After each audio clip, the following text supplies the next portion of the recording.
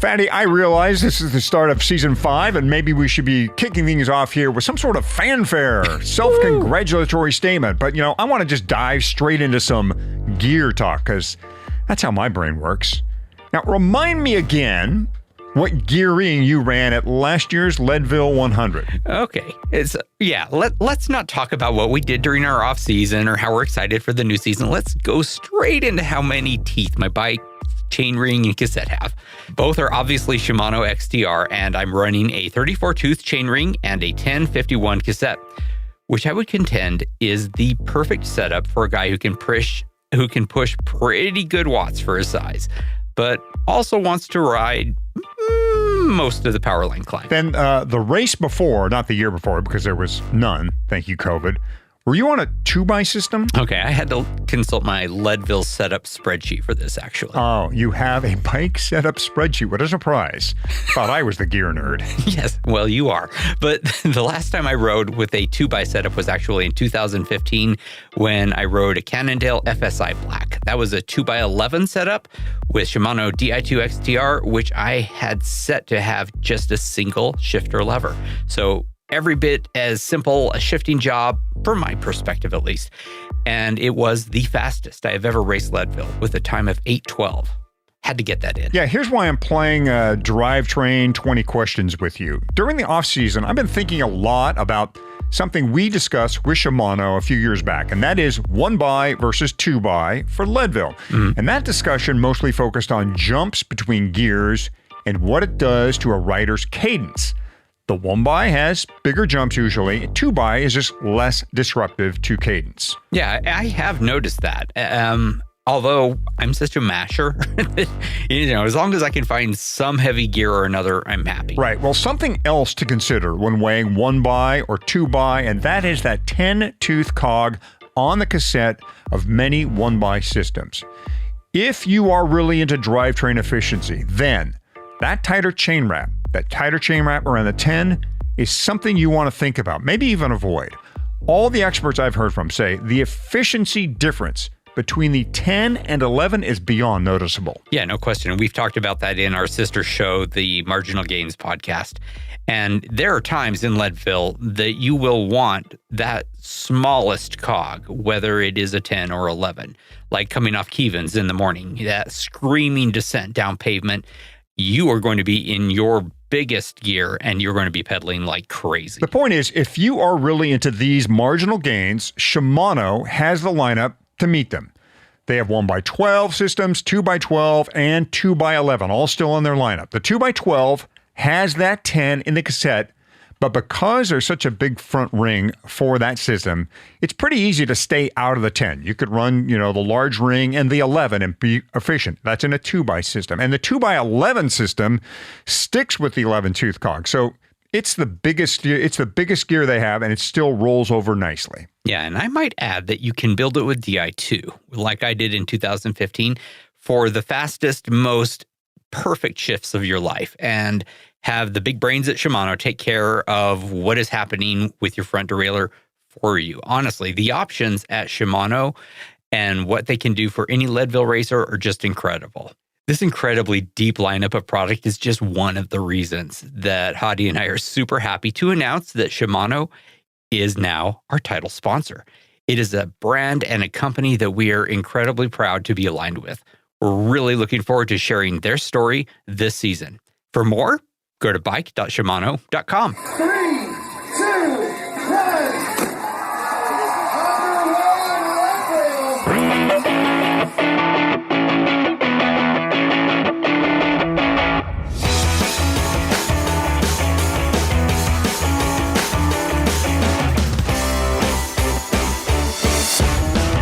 Leadville, the podcast for the 100-mile mountain bike race presented by Shimano. It is Season 5, Episode 1 of the show that breaks down, builds up, gets you ready, and freaks you out for the highest, hardest one-day mountain bike race in the country. I'm Michael Houghton, Hottie to most. Welcome back, Hottie. I am Fatty, and we are back for a new season of the Leadville 100 podcast. We're returning to our roots this year and making this show a lot of the how-to that we are known for. We're taking a fresh look at the course and have a lot of prescriptive guidance for you so you can finish, whether it's your first time or your fastest time ever. We're going to dive right in with this episode as we hear from our coach, Cody Waite. We'll take a look at where we should be now in our training and what it's going to take to make Ken's starting gun this August. I am super excited to get rolling this season. I'm going for my 24th Leadville 100 finish this year, and it has still not gotten old. Like the rest of our listeners, I will be taking a very personal interest and a lot of notes as we get back to the reason we started this show in the first place. And that reason is you, us. Hottie and I designed a show that is for the hundreds of people who line it up looking for personal bests, a little bit of personal glory maybe, and a story to tell. We really pride ourselves on a show that is for the riders who will, frankly, never see the front of the race, but care about how it goes in a big way. Yeah, you probably already heard all the chatter about the Lifetime Grand Prix and the 60 riders competing in that series. We won't ignore those racers, but our focus will be what is going on well behind them. If you're looking for Grand Prix coverage, you've probably found the wrong podcast. Well, I've got a daughter racing it, so we may have the occasionally totally non-biased remark about the Grand Prix. Fair enough. But mostly, this is about the Leadville 100 and the folks in the silver, red, green, purple, orange, blue, and definitely the white corrals. Yes, the White Corral. We should call this the White Corral season, kind of like the Beatles' White Album. Yeah, their greatest ever, right? The White Album, the White Corral, we're here for you. If you are looking to have your best day at Leadville, then welcome to the show. Hottie, I am hoping to have my best day ever at Leadville this year, and I'm going to be super easy to spot for you in my incredibly awesome Leadville Podcast kit. I'm hoping that our listeners are going to consider also racing in that kit, which they can pre-order right now from DNA, which is our custom kit sponsor. They can find it at leadville.fm/kit. Easy URL. Right. Sure thing. We met with the good folks at DNA, told them that we want, and frankly, they did the rest. They handled the design, or in our case, the designs, plural, the production, the sales, website, and the shipping. I mean, just take a look at our pretty amazing catalog of jerseys, bibs, socks, arm warmers, and t-shirts over at leadville.fm/kit. Fatty and I essentially did none of that work. And for anyone who's ever tried to wrangle a club kit before, and I have, that is a breath of fresh air. I can't tell you how many club kit designs fiascos I've been through, the back and forth with the company, the infighting over the look with other team members, collecting money from folks, hassling over pattern challenges, and then mailing out the kit. It's all one big ugh. Yeah. Ugh. The process can totally be a headache. So it was a huge relief for us to get on with DNA and leave the heavy lifting to them so we can do talking into microphones. You can see the results with our kit. Or if you were thinking that you want a custom kit of your own for you and your crew, DNA can do that for you as well. Just go to dnacycling.com and click Get Started. Be sure to tell them that the Leadville Podcast sent you. Or one more time, our own kit is on pre-order right now through tax day, April 15th, and will be delivered before July 4th. So plenty of time to get comfortable in your Leadville Podcast kit before the 100-mile race. Go to leadville.fm/kit and support your favorite show. Every part of this course kicks you in the teeth.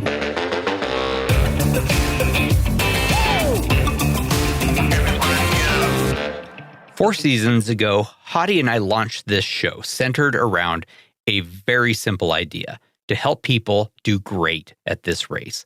And a big chunk of why that idea worked was a segment called The Course, where over the course of the season, we walked you through the race in what some people might call obsessive detail. Yeah, in season 1, we took a pretty narrow look at the elevation profile, distance, and signature features of each part of the race, which was valuable, but definitely not the entire story. So we are going through the course again this season, but we're going to be giving you guidance for first-time racers as well as experienced racers with a focus on strategy, nutrition, and tips for getting through each section of that race, whether you are targeting a finish or a fast time. Plus, the course has undergone some significant changes since season 1. We'll address those as well. For the first edition here of the course, we're going to focus on getting yourself into the correct corral, because historically, where you're located at the starting line can very much affect how your whole day goes. That's absolutely true. Let's start with the why and the what of the corrals. And then we're going to talk with you a little bit about whether you should care about corrals and how you can get to a different one if you do care. So first, if you've never raced the Leadville 100, you may not know that with about 1,800 people lining up literally for blocks and blocks at the starting line, you can't just let people all crowd into the front of the line wherever they want to go. So they move folks into what they call corrals, color-coded, designated areas where different racers are going to start. The gold corral's at the front, then the silver, then the red, and so on until the final corral at the back, which is the white corral. Yeah, the race is so big and the road out of town so narrow that the folks in the white corral will not start till several minutes after the gold corral takes off. Yeah, and that gets us to a quick history lesson. Traditionally, a few minutes before the starting line gun goes off, the corral barriers are dropped, folks crowd forward, and then the gun goes off and everyone's race begins. Your race time did not begin until your bike's chip crossed the starting line, but that doesn't mean your corral location did not impact you because of crowding. Yeah, crowding mattered a lot. That first climb of the day, St. Kevin's, you're going to get familiar with that name. It'll slow down the fast folks enough in the front third of the race that racers toward the back of the race would be brought back to walking speed before they even got to the base of the climb. It's a true bottleneck, and it could affect your finish time, or if things were close, whether you finished at all. Not to mention just the overall crowdedness of the field. However, last year, the race made a big change. Wave starts. With this revisions to the race, there's a gap of 2 to 4 minutes between each corral. The general consensus is this greatly reduced the congestion on the course, regardless of how far back you were. Wave starts weren't a perfect solution because it means a few minutes less ride time to get past the cutoffs at the checkpoints if you're in the white corral. Because, if it's your first time racing the Leadville 100, the odds of you connecting and riding with a faster group would go down a bit. But in general, wave starts seem to be regarded as an improvement to the race. And they will be back, as far as we know, for 2022. Which means which corral you start from is not as essential as it used to be. It can matter, but it's not necessarily the make or break thing it used to be. Yeah, and that brings us to qualifiers. So this episode of the podcast, well, all of our episodes about this podcast are about the Leadville 100. But there are a lot of Leadville 100 qualifiers that you can enter. For folks who aren't familiar with what a qualifier even is, the race qualifiers are they're good races owned by the Leadville Race Series, and they're good races on their own merits, but they have become popular because they're helpful if you want to get into the Leadville 100 or want to get a corral or two closer to the front of the race. A quick aside on using qualifiers to get into the Leadville 100, because there are a couple of ways you can get into the Leadville 100 by entering a qualifier. You can do really well in the race, basically by getting onto the podium in your category of a qualifier, or you can get lucky at the post-race awards ceremony raffle, something I, in fact, did to get into my first Leadville 100. And if you ask around as you wander the streets of Leadville in the days before the race, you'll find a lot of the folks there got into the race through a qualifier. Yes, it really is a good way to get into the race. Plus, there's the experience you get from the actual racing of the qualifier. All the podcasts and YouTubes and training in the world cannot replace the experience of lining up and feeling the adrenaline and then later the exhaustion of an actual endurance race. So yeah, Hottie and I definitely endorse trying your hand at a qualifier or any endurance race, both to get into Leadville, but also to be better prepared for Leadville.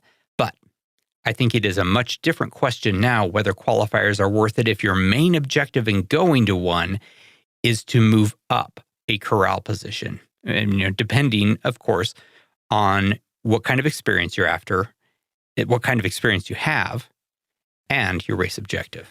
It's definitely more nuanced a question than it used to be. Fatty, before last year, it was almost a must-do because your location in the starting line could affect at least the first half of your day. With the spacing provided by the waves, that's no longer necessarily the case. However, if this is your first LT100 or it's been a couple years, you'll be automatically slotted into the Waite corral, the back of the race, just like hundreds and hundreds of other people. So you'll be with a crowd back there. By doing a qualifier, your finish time will very likely upgrade you at least to the blue corral, which means a less crowded start. And if you're fast enough to finish fast enough to move to an even faster corral, I should say, you actually are starting with a group that is statistically about the same speed as you. And since there are a lot of places to work together in this race, that means you are close to allies you can work with throughout the day. That's right. If you're in the orange corral, you're starting from the orange corral, you're with a bunch of other people who are also looking for a 10-hour-ish time to finish the day. But not everyone can do a qualifier. Not everyone has, the PTO. Not everyone has the money. Not everyone has the means to do that kind of travel. And there's a good chance that you're one of those people. And if you are, you're going to be starting from the Waite corral. And this is important. That is fine. It is not something you should stress about. And here's why. First, thanks to the wave starts that we were talking about, you're not going to be jammed up on the first climb. You're just not. That's a fact. We learned it last year.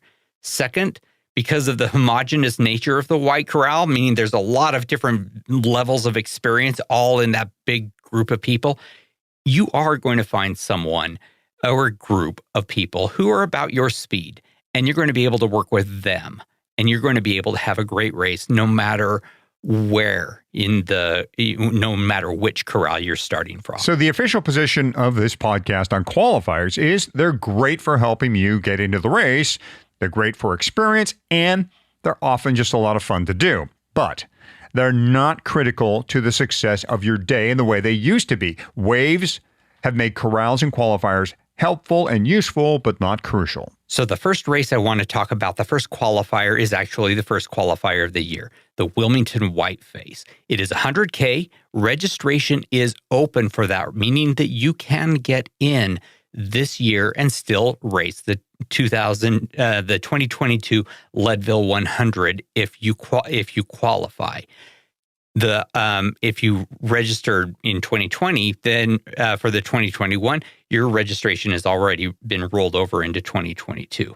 Now, this is a hard race. Dave Ween says that it is a lot like, in terms of difficulty, like the Leadville 100, and you can move out of the Waite corral into the blue corral with a finish time of sub 7. That is doable. You can move into the orange corral with a sub 540 time. The Lutsen 99er, we ran into a lot of folks in Leadville last year who said they came to Leadville via the Lutsen 99er. It's on Minnesota's North Shore. It's June 25th. Unfortunately, it is a great race. Unfortunately, it is sold out. Yeah, and I'm afraid you're going to find that is an ongoing theme. It used to be that you could more or less day of practically sign up for one of the qualifiers, do it, and then have a shot at getting into the Leadville 100. That is no longer the case for most of these, including this next one that I'm going to mention, the Silver Rush 50. I've done that a couple of times. I think of it as the Leadville 100's meaner little sister. It is July 10th. It is also sold out. So the theme here is, if you want to do a qualifier, you need to think about signing up when registration opens. And you got to sort of be Johnny on the spot for getting your registration taken care of early. Yeah, July 16th in Lake Tahoe on its North Shore near North Star is the Tahoe Trail 100, an event I've done 3 times. Terrific event. Actually has a lot of Leadville feel to it, the way the dirt kind of moves underneath you. Finish in under 8 hours, which is not easy. You'll get yourself in the blue corral. Finish under 7:30. Be hard to do, but if you can do it, you'll find yourself in orange. Yeah, that is a significantly faster time. And the Tahoe Trail 100, the registration is open, at least as of record time. I don't think that anyone should just wait until you get close to race day to sign up, because I think it'll sell out too. And that is the case, in fact, for the last one I want to talk about right here, and that is the Leadville 100 stage race, July 29th through the 31st. That is sold out. Lisa and I are doing this one, and we each hope to move forward a corral using it. She wants to move to the green corral because she's hoping for a sub 9 this year. And the green corral is sort of the perfect corral for folks who are targeting a sub 9 finish. I want to move forward to the red corral because I kind of want to just start in the red corral on my single speed and obstruct everyone in my group as I crazy leg it down the pavement on my single speed. There are other qualifiers too, like Barn Burner and Austin Rattler, but they happen after the Leadville 100. Austin Rattler used to be a spring event, but they've permanently moved it. It seems like, at least we think they've permanently moved it to the fall. So you would use those to get into the 2023 event. Both great events. I've been to Barn Burner, helped a teammate get into Leadville that way. Actually, a very fast event. Can be a little dirty and dusty there, but a great event. But again, those will be to get you into the 2023 Leadville 100. You can find info on all the qualifiers and how fast you need to move or be in them to move forward a corral over at the Leadville Race Series site, which is conveniently named LeadvilleRaceSeries.com. Next time on the course, we are going to talk about what you should be doing in the days before the race. And we're going to have a very expert guest, incredible source. We're not going to say who it is, but you're going to find that he has some good information. Oh, Fatty, you tease. As we progress through the segments of the Leadville 100 course this season, you're going to hear us talk about the many rough and tumble sections spread out between Harrison and Columbine. Sure, there's some smooth pavement, and yeah, there's some single track, but this, 105-mile course is still a challenging and jarring affair. Yeah, it really is. And that's why you're going to hear us repeat another piece of advice this season. Get NV gear under you. NV wheels, bars, stems, their seat posts, they're carbon, they're light, and more importantly, they are up for the job. They are strong. Ask anyone who has descended Columbine or Sugarloaf at full speed, Powerline for sure, and they're going to tell you they felt like their bike was just going to rattle away from them. You need good, strong gear, and that's NV. You don't want your bike falling apart on you on those descents. Until NV starts making mountain bikes, though, you're going to have to trust whatever bike company you are on. In the meantime, fill the rest of that machine out with NV stuff so you can survive the boulders, ruts, and water bars that you will surely encounter. Yeah. I keep telling NV to make a frame, and it is on the radar. I understand, but it is a ways away. Hottie, you hear me talk just in real life as well as on the show. I'm such a huge fan of all things NV, and their components have never failed me at Leadville or frankly anywhere. I race them. My family races NV. We are basically one big rolling NV endorsement. Leadville is a harsh race that spits out people who are not prepared and weak equipment. Get yourself ready and get your bike ready too with NV components. Everything you need is at NV. That's ENVE.com. All right. Are you ready to train for the highest, hardest one-day mountain bike race in the country? Boy, I hope so. We get it. For many of you and for me, this is the hardest thing you've ever taken on.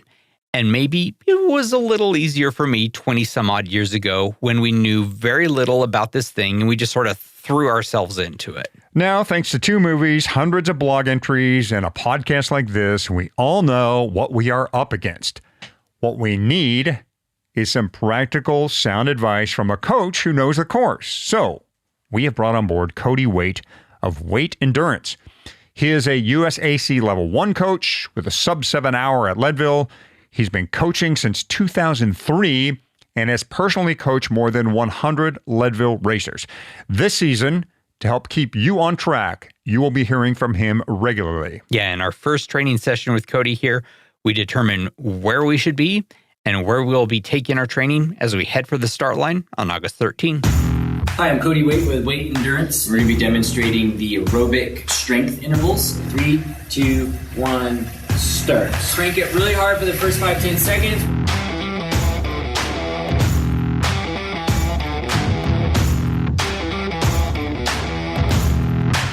It is a little weird for me to say coach and mean it not just as a general descriptor, but as the person who is coaching both the Hammer and me and good friend of the podcast and sponsor of the podcast, Brandon Dykstra, House of the Feed.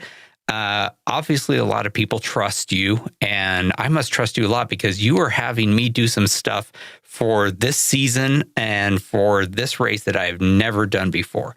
So you got that going for you. Yeah, I guess so. I forgot about Brandon being a part of it with the feed, so that'll be great to have all three of you following the program. Really looking forward to it. So let's start with the very basics. The Leadville 100, from a training point of view, what makes it different? What makes it special, or what makes it difficult? Yeah, that's a great question. And anytime I have an athlete come to me that wants to train for Leadville, it starts very much with that exact question. What is the Leadville 100? First and foremost, it's an ultra long distance duration event. It's really going to test a rider's overall endurance. It's also a mostly steady effort, meaning you are, there are the uphills, there are the downhills, the effort does fluctuate somewhat, but overall it's a very steady effort, where you are racing typically against yourself or the course, as opposed to racing the masses around you. Unless you're at the front of the race, going for the win or the podium, we're all out there trying to get our best time across that course, much like a time trial effort. And so that ultra long distance and that time trial steady effort, it really makes the course and the race effort unique. And then you throw in additional things that really complicate things, with the high elevation, being over 10,000 feet the entire time and getting up well over 12,000 feet is a clear challenge for anybody, but particularly people not comfortable or living at moderate elevations to go to the really high elevations. And then compounding on top of that, all of the elevation gain that a rider experiences in this race. I think it's over 12,000 feet of vertical climbing. And most people, need to really prepare and adapt to that, because that's a big feat in and of itself. And then lastly, one that's sometimes overlooked, at least in the initial preparation thought process, is it's very much an eating contest. You're out there for a very long time. You're expending large amounts of calories, and you have to train your body to be able to take in those calories while you're out there racing. Otherwise, it's going to be a struggle to get to the finish line. Yeah, that's been more or less our tagline for, I guess, 4 seasons now, that Leadville 100 is an eating contest disguised as a race. So, yeah. Yeah, food is a recurring topic on this show, but we're going to focus, of course, on the fitness side of things and getting people, into shape for this race on the physical side of things. And Cody, training. There are so many ways to train, it seems like these days. Remember the old days when we just get on our bikes and ride and you got into shape and boom, you were ready to go. And now that seems like we have dozens of ways to get ready for events. And even with the context of Leadville, there's probably differing views about how to approach this race as far as getting somebody ready for it. So give us your strategy. What did you kind of lay out for the Leadville racer as you try and help them down this road and get them to 6th and Harrison? Yeah, good question, Hottie. So you nailed it right off the bat. The main goal in any training program for any rider or racer, lining up at Leadville, bottom line is you want to get the best level of fitness that you can get by race day. And there are many different ways to do that. And like you said, probably the most common is that, I'm going to just go ride a lot. I'll scour the Facebook forums, and groups that, the Leadville groups. And, you'll see people that say, hey, I got in, I'm racing, who's got the training recommendations? And, so many people chime in. It's like, just ride your bike, ride as much as you can. You don't necessarily need a plan. And that can and does work. I'm sure it's worked for hundreds and hundreds of athletes over the years. Is it the most effective way? I would argue probably not, but will it get you to the finish line? Absolutely. Absolutely. Other ways that are quite popular is that traditional periodization model, meaning you start by building your aerobic endurance, build that volume up early on, kind of that base phase, and then you switch over to more of an intensity build phase as the race gets closer, and you work on your higher intensity and kind of try and get faster and faster as you go closer and closer to the race. That is a highly effective strategy in the cycling world. I don't necessarily think that's the most optimal for, a long distance race like Leadville, because if you end up doing, a good portion of your long distance rides early on in the program, and then your high intensity workouts to get fast later on in the program as the race is getting closer, you are potentially giving up some of your endurance for some speed.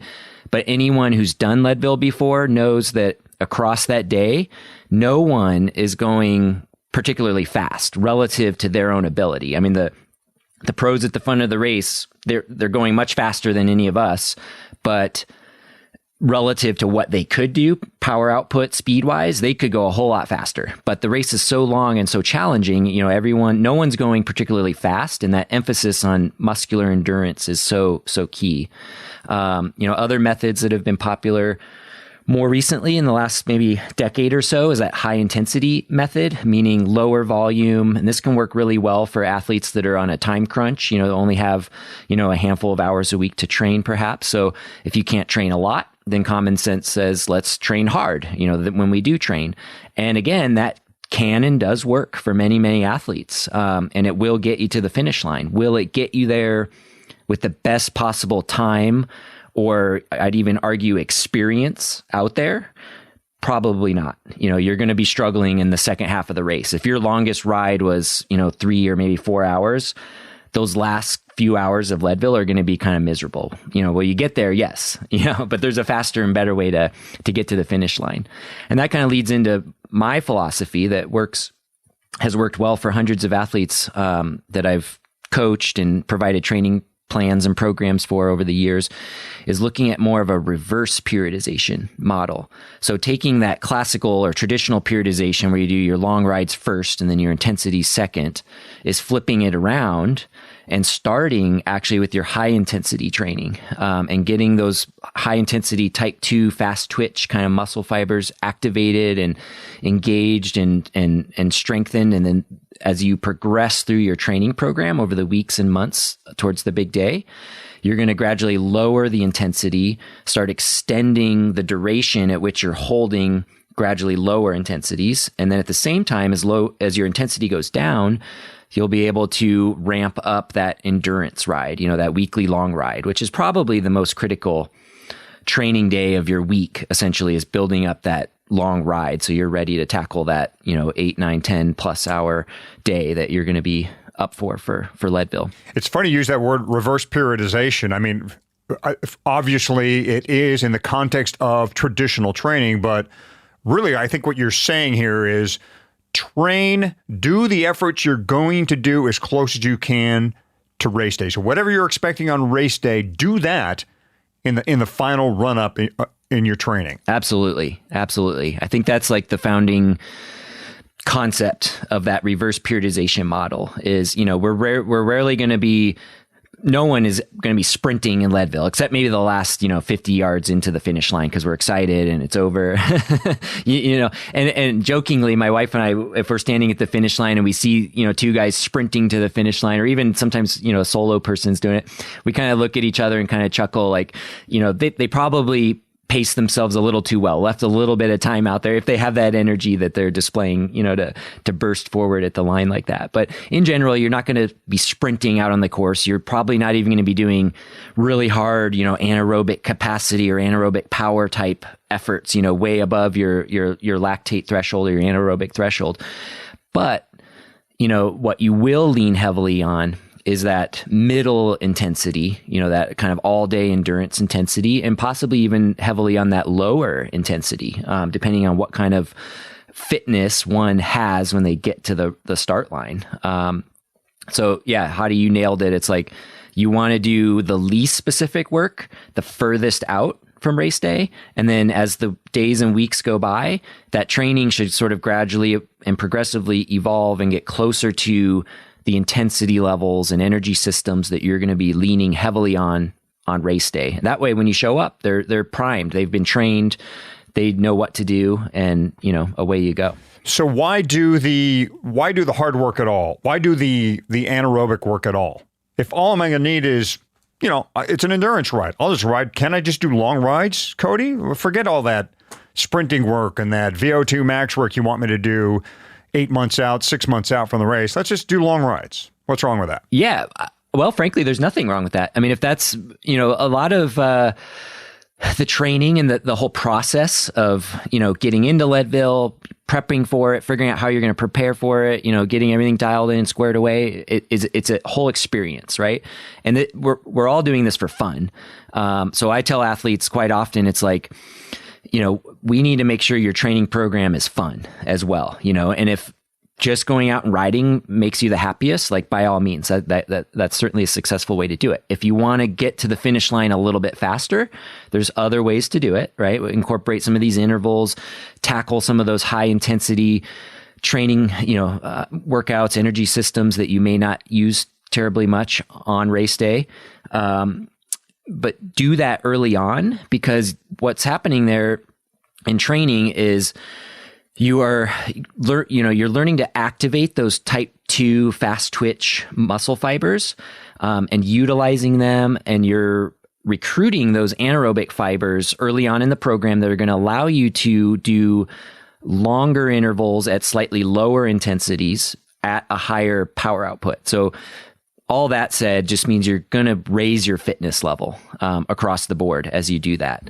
And then the other thing too that's really fascinating to me, one of the things I really love about endurance cycling, or really any endurance sport, is that when we start getting many hours into a workout or a race in particular, and we start getting fatigued. I mean, everyone does. The fastest pro and the back of the pack rider, we get fatigued. When do we get fatigued? At what speed and power output? That's what varies between abilities. But as we get fatigued, our slow twitch fibers get sort of tired out, basically, and they start needing some help, and they will basically look to your fast twitch muscle fibers to start lending a hand in doing this lower intensity aerobic work. So if you train those fast twitch fibers in your training program through high intensity training, they're going to be there and activated and much more capable, and perhaps even more willing to kind of lend a hand, so to speak, in those final hours to get you to the finish line, as your slow twitch fibers start to peter out. Let's talk about this least specific part of the training program, which is right now. And I know that with your program that we are looking at just the very beginning stages of this essentially 20-21 week plan, right? What should racers be doing right now? If, obviously you can just go ride, fine. But I think people who are listening to this show are interested in A, finishing, and B, finishing the best and the happiest and the strongest they can. So what should those folks be doing? What should I be doing right now?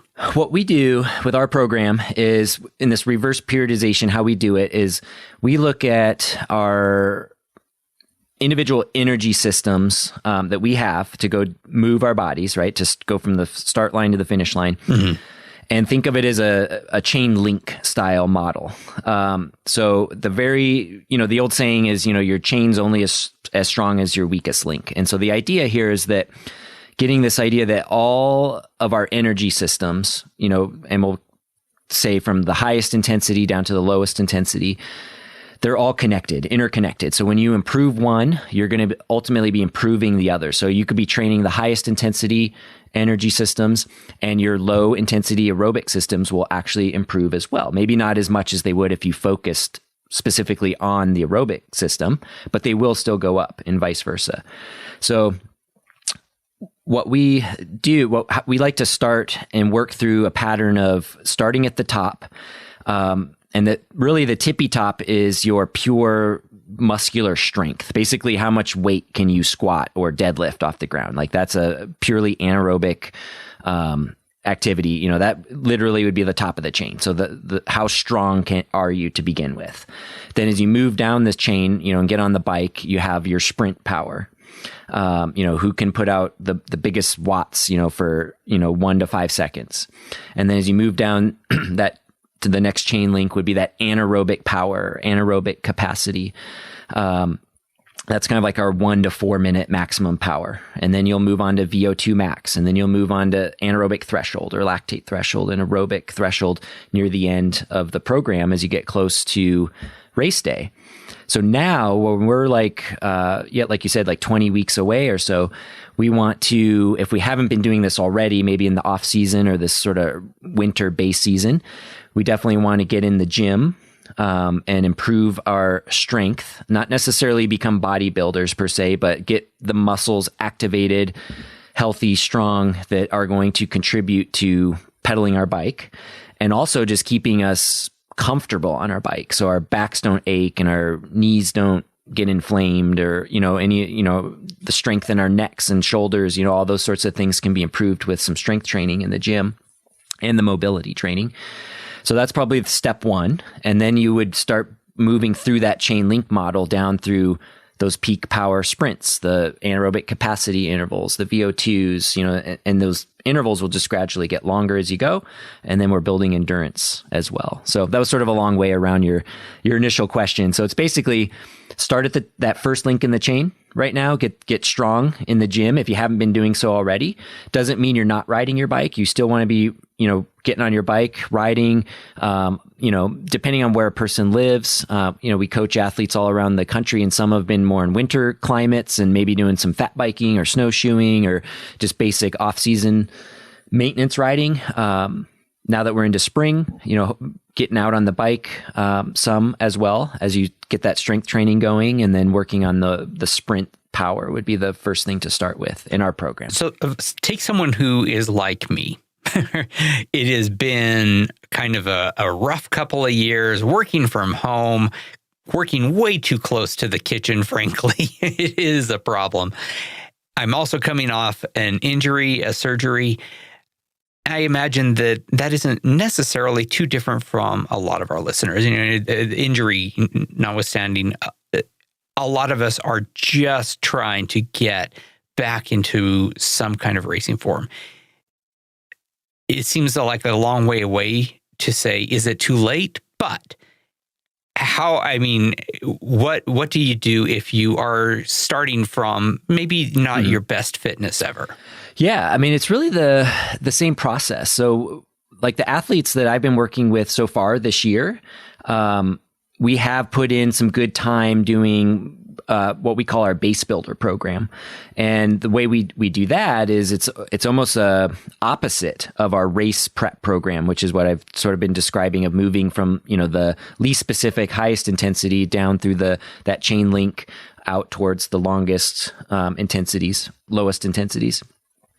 And we started several months ago, back right around the first of the year, and we're working the opposite direction. We started on the low intensity side of things and lifting weights, and then moving upwards through those energy systems, and coming basically right about now with the people, our athletes in that program, we're coming to the top of the chain right now. We've now established strength. We've established worked through all these energy systems on a much lower level capacity, because it was winter. Most of the riders are doing these indoors on a trainer in winter environments, and doing shorter to maybe moderate endurance rides on, once on the weekend, and doing some other cross training activities and things like that.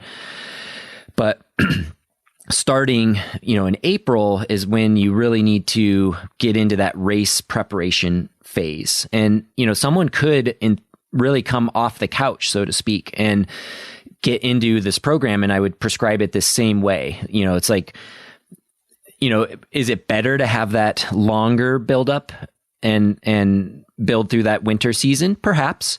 Is it absolutely required? No, definitely not. Other than if you came to me and it was like a month to go to race day, there is no too late. There would be maybe a time that was better had you started a little earlier.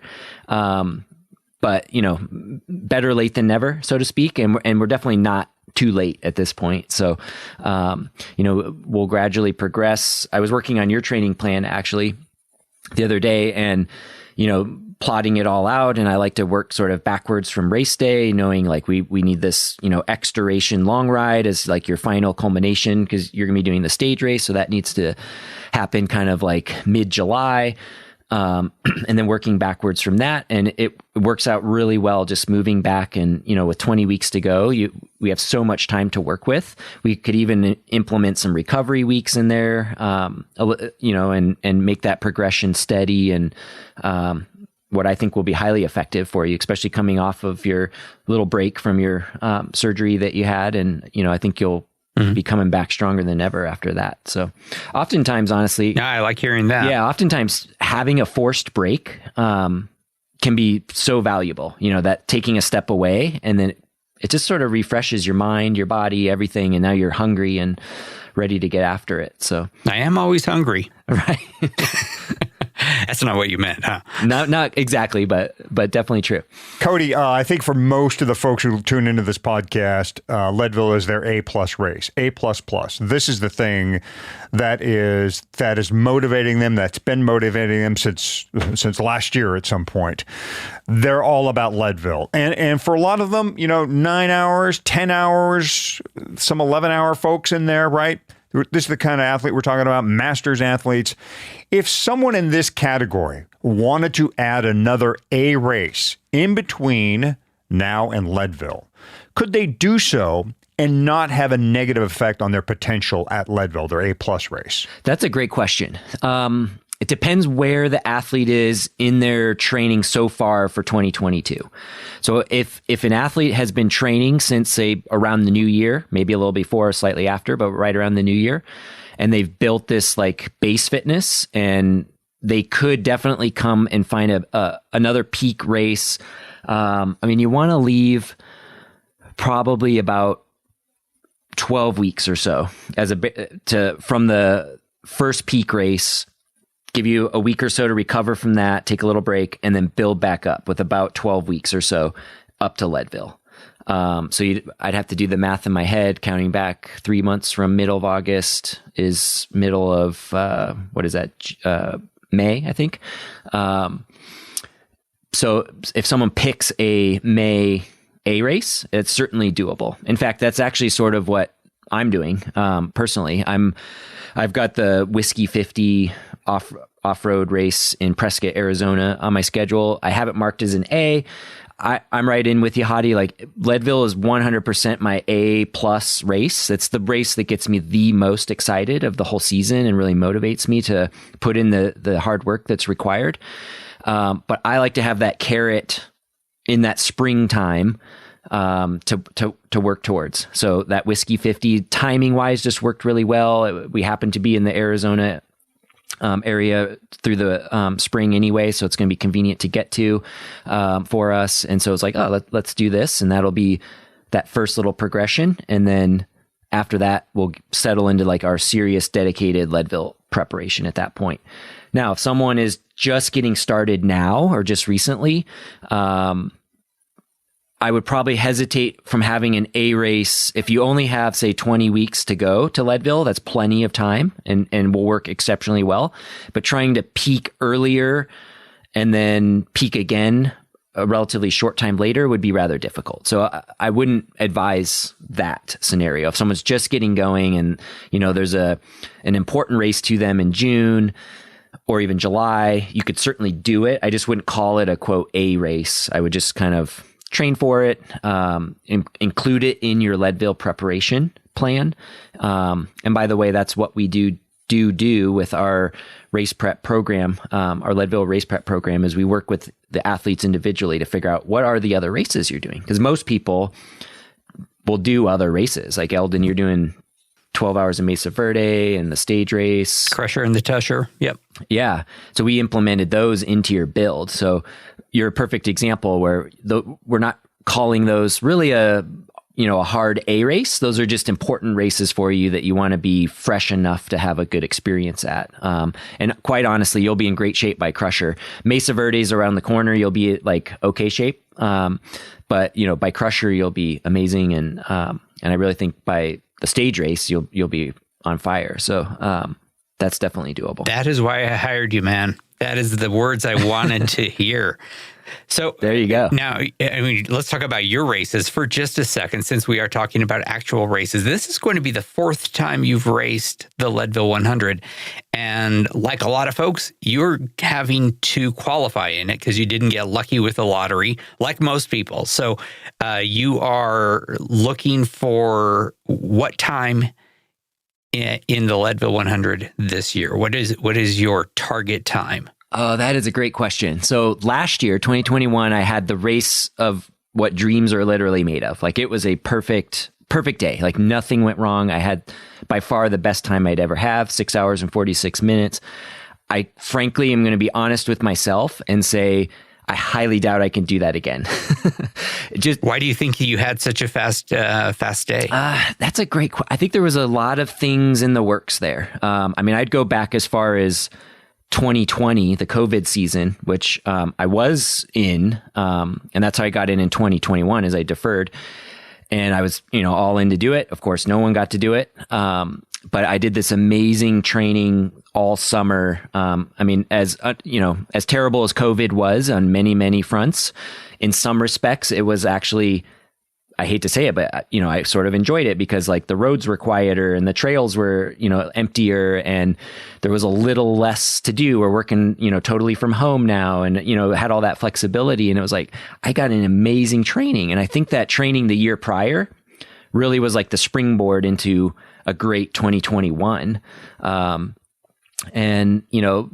other than that, there were some minor, small details I sort of improved upon in my own training and nutrition side of things, like the fueling practice closer towards the race really paid off. I feel like I had fueled the best ever last year. It never came close to anywhere near bonking. I mean, I was like well above that, and being able to ride strong those last 2 hours rather than limping in kind of thing. So for this year, I really don't have a time goal because I feel like I've met my time goal, and the odds of surpassing that are probably, the ship has sailed. I'm going to be 43 this year, and that's by no means old, but, I'm not physiologically, I'm not going to probably get much faster.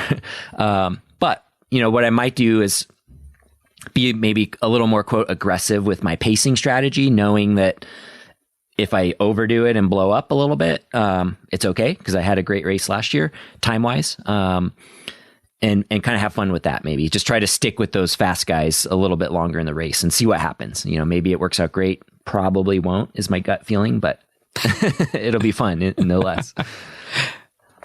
Maybe a good year for you to try single speed. Yeah, that's actually an interesting concept. Well, Cody, this is a fantastic starting line to training for 2022. Really enjoyed hearing what you had to say. Looking forward to digging into more detail and hearing your tips, your insights for training for the rest of the season. Yeah, I'm really excited to be a part of this. And honestly, when we get to Leadville in August, it's going to be really fun just to see all your listeners in person and be a part of that greater Leadville family. So I'm looking forward to this whole year ahead. Again, thanks to Coach Cody Waite of Waite Endurance. To get involved with Cody, check out waiteendurance.com. And as a bonus, Cody is offering a huge discount to listeners of this podcast. To get $100 off his $600 Leadville training package, just email him at Cody@teamwaite.com. Team Waite is TEAMWAITE.com. Tell Cody you heard about his package here at the podcast. Yeah, and you can find out more about his 2022 race prep program, which starts this April, so very soon. And this is what Lisa and I are signed up for to get ready for the Leadville 100. And you can go over and learn that at waiteendurance.com. That is WAITE endurance.com. And it's worth mentioning that Cody's segments on this program are brought to you by The Feed, which has a great program for our listeners. Yeah, how would you like to get a free $80 to spend on any nutrition brand or product that fuels your training or racing?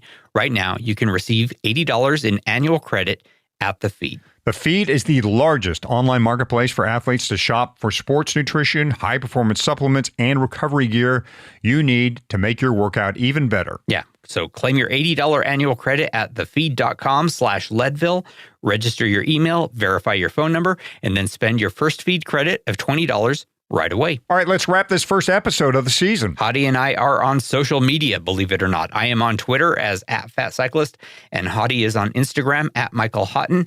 And of course, we're both on the Facebook Leadville 100 Mountain Bike Participants page. And if you want to have a conversation, join our Slack channel. And you can sign up for that very easily by going to leadville.fm/Slack. If you like this show, go to wherever you listen and give us a 5-star rating and review. Please write a review too. That always helps. To see all the ways you can find this show, it's leadville.fm. Yeah, please tell your racing friends as well. That's actually the very nicest thing you can do to help us spread the word about our independent podcast. Good luck in your riding, racing, and recovery. Thanks for listening, and we'll see you at the start line. And the finish line. It's the same place, Fatty. 6th and Harrison. It is, and yet it feels so much further away. 20 weeks and counting, folks. We'll see you soon.